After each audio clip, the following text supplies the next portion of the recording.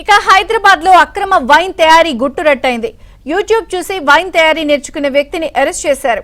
ఏడాదిగా గుట్టు చప్పుడు కాకుండా ఇంట్లోనే వైన్ తయారీ చేస్తున్నాడు.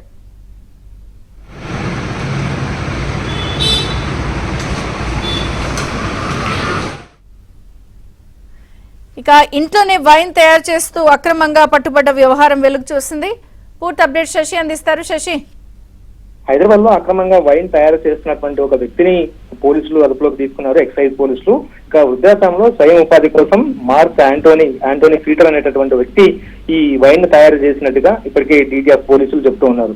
ఎక్సైజ్ శాఖ నిబంధనలకు వ్యతిరేకంగా ఏడాది కాలంగా యాంటోనీ ఈ వైన్ తయారు చేస్తున్నట్టుగా ఎక్సైజ్ పోలీసులకు సమాచారం అందింది. దీంతో ఎక్సైజ్ పోలీసులు రైడ్ చేసి అతను అదుపులోకి తీసుకుని అతని వద్ద నుంచి సుమారుగా 377 లీటర్ల వైన్ ను, ఆ తర్వాత 502 బాటిళ్లను సీజ్ చేశారు. ప్రధానంగా యాంటోనీ పీటర్ వృద్ధాప్యం మీద పడడంతో ఎవరి మీద ఆధారపడకుండా బతకడానికి ఈ వైన్ తయారీ మార్గంగా ఎంచుకున్నట్టుగా తెలుస్తోంది. యూట్యూబ్ లో వైన్ ఏ విధంగా తయారు చేయాలి అనే అంశాలను వీడియో ద్వారా తెలుసుకుని ఆయన సొంతంగా తన ఇంట్లోనే ఈ వైన్ ను తయారు చేయడం కూడా మొదలు పెట్టాడు. మొత్తం ఇప్పటి వరకు స్వాధీనం చేసుకున్నటువంటి వైన్ విలువ సుమారుగా ₹1,50,000 ఉంటుందంటూ కూడా డీటీఎఫ్ పోలీసులు చెప్తూ ఉన్నారు.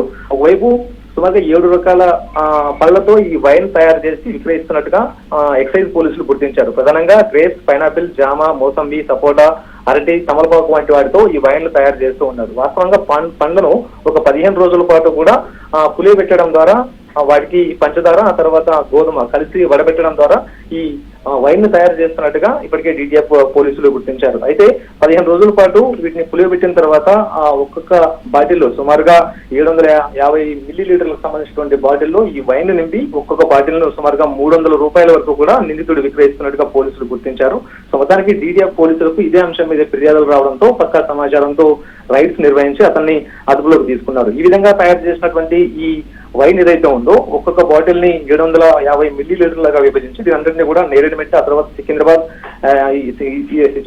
తో పాటు కాప్రా ప్రాంతాల్లో వీటిని విక్రయించినట్టుగా పోలీసులు గుర్తించారు. సో నిందితుడిని అదుపులోకి తీసుకున్నటువంటి ఎక్సైజ్ పోలీసులు కాప్రా ఎక్సైజ్ పోలీస్ స్టేషన్ కి అప్పగించారు. సో మొత్తాన్ని ఈ అక్రమ వైన్ ఏ విధంగా తయారు చేశాడు, ఎంతకాలంగా ఇదంతా సాగుతున్న అంశాల గురించి ప్రజెంట్ కాప్రా ఎక్సైజ్ పోలీసులకు సంబంధించినటువంటి విచారణ కొనసాగుతుంది. Okay Shashi, thank you.